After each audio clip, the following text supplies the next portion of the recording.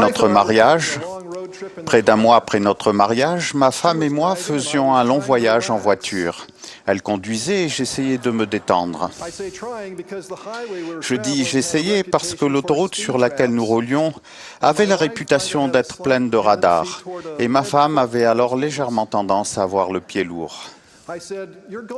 Je lui ai dit « Tu roules trop vite, ralentis ».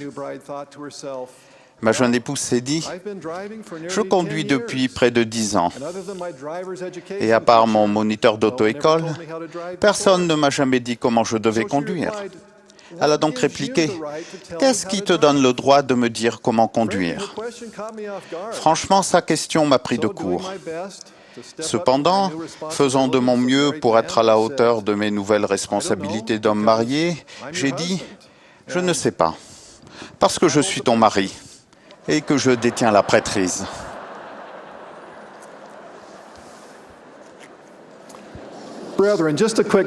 Mes frères, un bref conseil. Si jamais vous vous trouvez dans une situation semblable, ce n'est pas la bonne réaction. Et je suis heureux de dire que c'est la seule fois où j'ai commis cette erreur.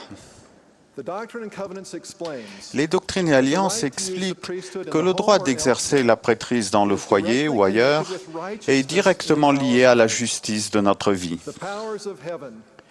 Les pouvoirs du ciel ne peuvent être maîtrisés ou utilisés que selon les principes de la justice.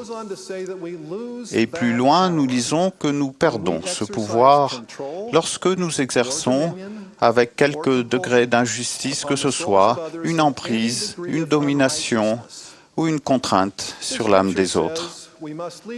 Cette écriture dit que nous devons diriger selon les principes de la justice.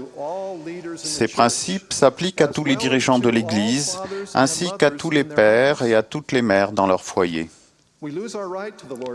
Nous perdons notre droit à la compagnie de l'Esprit du Seigneur et l'autorité que nous avons reçue de Dieu lorsque nous exerçons une emprise sur une autre personne de manière injuste.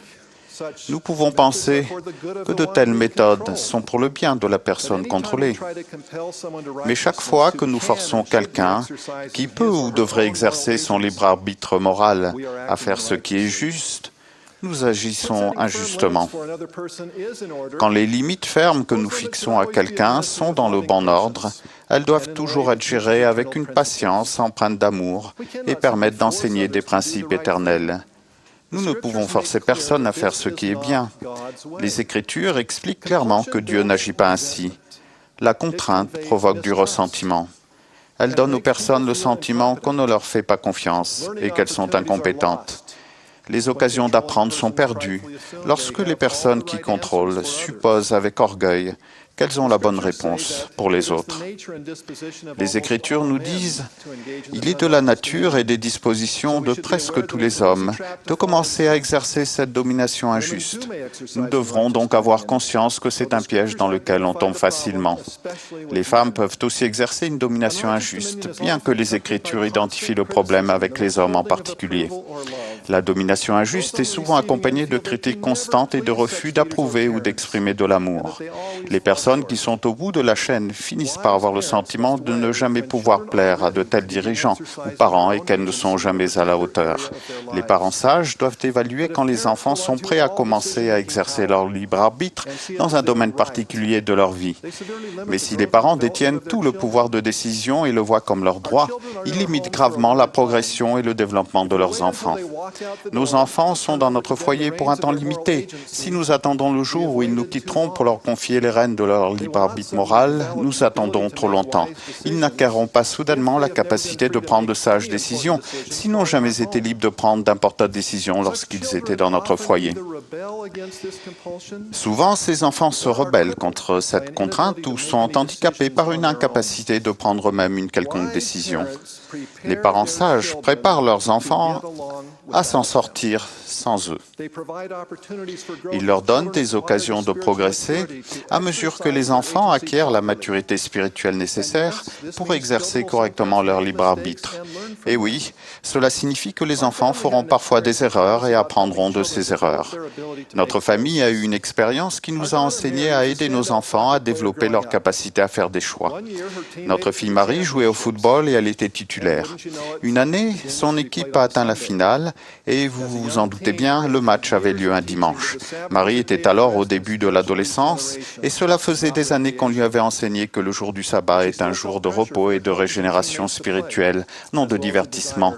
Mais elle ressentait quand même la pression de ses entraîneurs et de ses coéquipières pour jouer, ainsi que le désir de ne pas abandonner son équipe.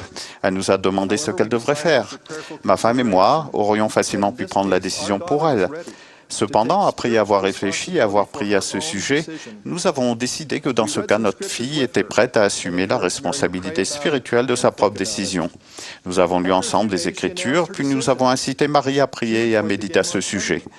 Au bout de quelques jours, elle a annoncé sa décision. Elle jouerait le match du dimanche. Que devions-nous faire alors?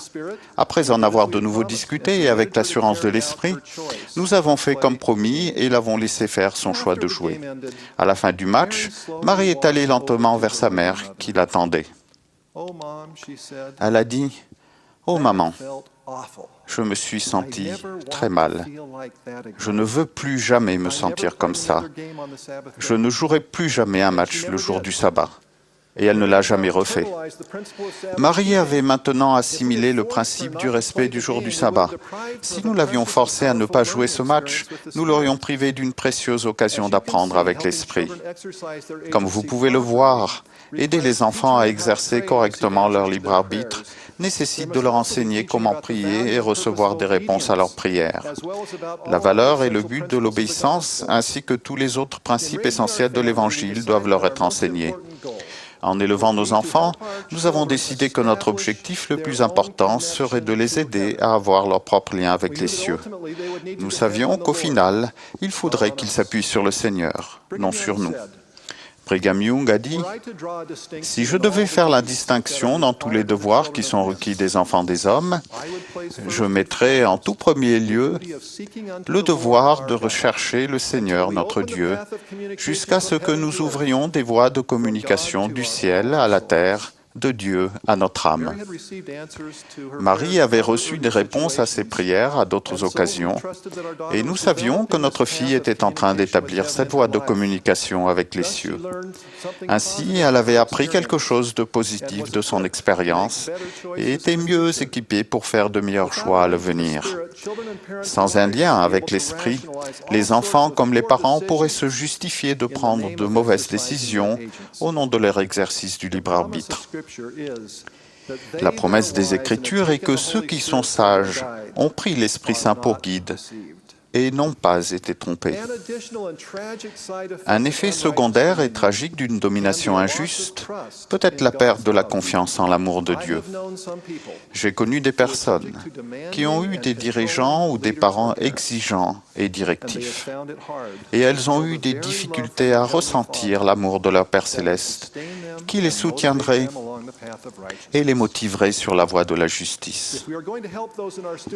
Si nous voulons aider les personnes qui sont sous notre intendance à avoir ce lien si important avec le ciel, nous devons être le genre de parents et de dirigeants décrits à la section 121 des Doctrines et Alliances.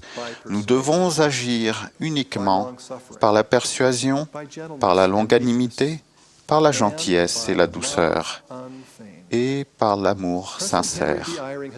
Henry B. Eyring a dit « La plus grande des aides que nous pourrons apporter à ces jeunes sera de leur faire sentir que nous sommes confiants qu'ils sont sur le chemin qui les ramènera à Dieu et qu'ils peuvent y arriver. » Tandis que nous réfléchissons aux principes qui nous guident dans l'Église et au foyer, je conclurai par un exemple tiré de la biographie du président Monson.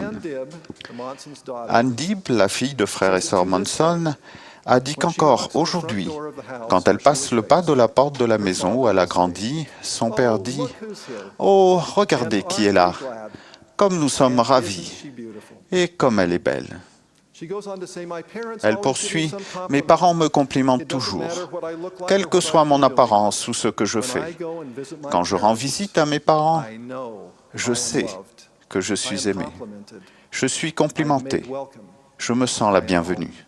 Je suis chez moi. » Mes frères et sœurs, c'est la façon d'agir du Seigneur. Même si nous avons été maltraités par le passé, je sais que le Seigneur veut que nous allions à lui. Il nous aime tous. Nous sommes tous les bienvenus. Au nom de Jésus-Christ. Amen.